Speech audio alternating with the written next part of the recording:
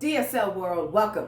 Welcome to your day. Welcome to your time to pay attention to you. Okay, that's what we come here for. The sun is a direct reflection of what you are, and you are a direct reflection of that same sun. So what we do in these talks is we reflect upon ourselves and find out what it is about ourselves that we need to learn today, how we can improve, and how to make things better in our lives. Okay, period, point blank, easy to comprehend, right?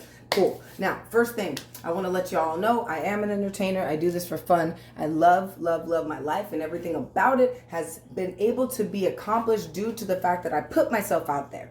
And that's really the theme of this. No, this isn't beer. Been sober for 3 years. This is a extra, check that out, extra 100% more ginger than original. How do you put 100% more than the original? Well, the original must have been like 50%, right? Ha, funny. Anyway, so family, check this out. Really, this is awesome. So when we think about focus, right? Let me ask you a question. What comes to mind when the word focus comes up? Talk to me. Talk to me. It should be easy. Most of the time we come to the attention or pay attention or hyper focus or one thing at a time or microscopic or cameras, right? Anything with the word focus can come up. But what I'm talking about is the focus of the mind. It doesn't take a whole lot of meditation. It doesn't take a whole lot of studying to gain this focus. What it does take, though, is a release of something. It takes a release of focus on something else in order to place focus onto the new thing. Does that make sense? I'm sure it does. If it doesn't, rewind and listen again. Okay? But furthermore, as we piece together this puzzle of focus, my dominant intent in each and every day is to live my best life. How can one live their best life when they're focused on the worst in life? Or they're focused on what could go wrong in life? You see, that focus of what could happen, this might be bad, this might be bad, that might not work, all of those focus driven thoughts on the negative. And I don't want to use that word negative. I didn't mean to, but I said it anyway, because that can be deemed as negative. But check this out. When we are paying attention to the things we don't want, guess what? That's exactly what we're getting. That's exactly what we get, is what we do not want. So what did I do this week to change my entire spectrum? I let go, literally out of my throat, out of my mouth, out of my soul. That's how I let go of things. You may let go differently. Maybe it's exercise for you. I don't know. But I let go through my mouth, through my tongue. One of the 6 senses that we have as a human being, entity on this planet. I let go of my fear of failing. My fear of failing. I let go of it. Meaning, let me give you an example, right? Let me see if I can find something that'll work. Hold on. This will work. Right. So this is a cord. Okay. Here is my fear of failing. Bundled up. Prior to today. Okay. Bundled up. I'm holding on to it. I'm holding very tightly. Right. Well, guess what? In order to improve my focus by 50%, just like this is 100% more ginger than the first time, I know for a fact, I can percentage-wise this, that I've improved my focus by 50%. That's 50% of my maximum potential. Once I reach that maximum potential, I may not even be on this planet anymore, because that's how consciousness works. Once it exceeds a certain vibration, something that it's trapped in, which is this body, can no longer vibrate in that frequency to maintain itself in the body. So it has to leave and go somewhere. But regardless of the point, I'm at 50% focus, okay? This is not 50%. I'm at 50% of my fear of failing, right? Or shit, what did I even say? Forget about it, okay? This is my fear of failing, 100%. I'm holding it tight, real tight. I mean, you can't see my grip. You can't see it, but I am literally shaking right now. That's how hard I'm holding it, okay?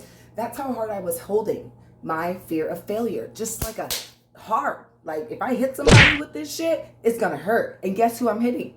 Myself. I was hitting myself with my own fear of failure, by not taking action, by not paying attention to things that were coming to me as opportunities instead of deficits, by not being able to see the truth within myself, which was this. I'm holding on to my fear of failing. Guess what? When I told you I let it go, right? This is all I did. I let it go so I can see it. I can see it now.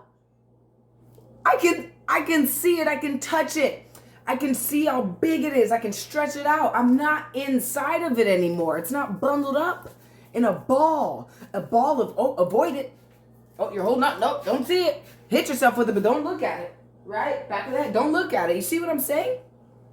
So when I let this go, and I can see it, and it's tangible to me, and I can feel it, that means that now I have a sense of what it looks like when it starts to enter the mind.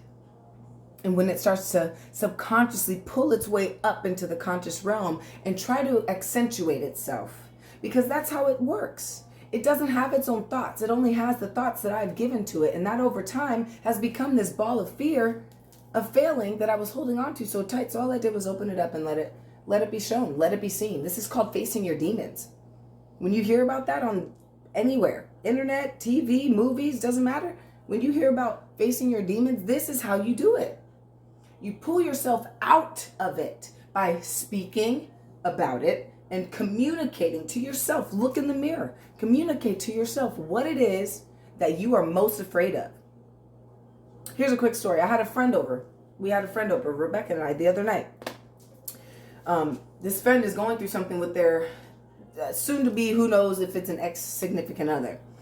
We were in this conversation for about 3-4 hours talking about this. And toward the end, I asked a question. I said, because this was me, right? I'm holding on to my fears and I'm letting them go. So now I can see where other people's fears may be interacting with them. So it goes way beyond the self, which is great, right? I asked this question. I said, do you know what your significant other, do you know what their deepest fear is? Do you know what they are afraid of? Our friend literally looked around and said, no, I really don't know. I've never asked. They've been together 13 years. 13. It's a long time. Okay? That's because it's just a lack of communication and a lack of being taught how to properly communicate. Once you learn how to properly communicate, first it goes with yourself. You cannot, what the heart feels, the mouth speaks. What the heart feels, the mouth speaks. If the heart is in pain, you're going to speak painful things to other people. You're going to be an asshole. You're going to be annoying.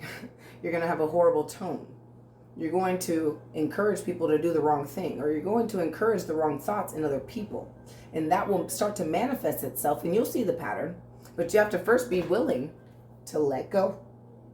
Open up the hand and see what that is. Okay? That makes sense. My biggest fear in the world has always been the fear of failing. And I did not even know it. I didn't even know. I had no clue. I didn't even know. I knew, but I really didn't.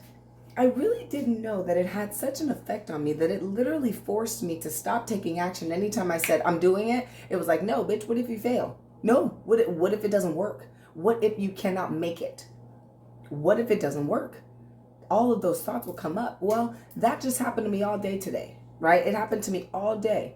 This is probably day 8 or 9 out of me feeling that release of the pressure of feeling that, of not being able to see it. I had those same thoughts, but those thoughts did not trap me. They didn't push me down because I could see them. Do I have to repeat myself? Because I could see them. In my mind, I could see those thoughts because I become an observer of the thoughts. I was here, holding on. Now I'm here, looking down. Wow, those thoughts are annoying. Let me try to focus on something else. Oh, I focused on something else, but here comes that thought running back in because it's on a pattern. Once I do this enough times, this fear will get smaller and smaller and smaller. And then maybe I'm just looking at this little guy. And this little piece may only be when Bill Gates and his slimy ass motherfuckers try to come and take our shit from us. That's the only time I may have a tiny bit of that shit. The only time. But even in the midst of that, because I'm learning this lesson now, and you're learning this lesson now, even in the midst of that happening, I will prevail with the most courage you could ever imagine. So take this to whatever level you have to change your life today, and be observing of what it is that you are very fearful of. Period. Be the best. Fuck the rest. In the words of AZD, this is DSL and Makaiza, the way that we walk the path toward the sun together. Like, subscribe, share, do what you gotta do.